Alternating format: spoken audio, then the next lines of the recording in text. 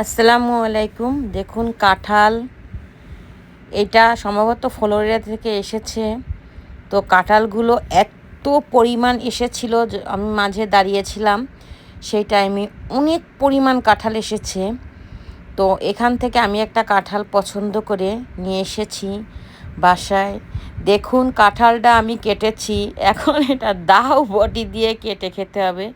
তবে কাঁঠালটা খুবই সুন্দর ছিল, খুবই অসাধারণ, এত মিষ্টি, মানে কি বলবো, অনেক সুন্দর ছিল কাঁঠালটা।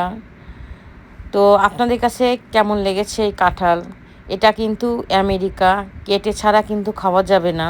বাংলাদেশের মতো খোসা ফেলে সাথে সাথে টান দিয়ে খুলে খুলে রোয়া কিন্তু খাওয়া যায় না, এটাকে কেটে নিতে হয়।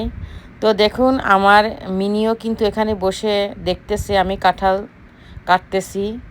আমি একবার কেটেছি, মাঝে উঠানো যাচ্ছে না, আবারও কাটতেছি। কেটে তারপরে কাঁঠালগুলো সব বের করতে হবে, না হলে এটা বের করা যায় না। বাংলাদেশে কাঁঠাল তো অন্য রকমের, আপনারা সবাই জানেন। তো আমার কাঁঠালটা কিন্তু খুবই ভালো ছিল, বসে বসে কাটলাম আর খেলাম, খুবই মিষ্টি ছিল।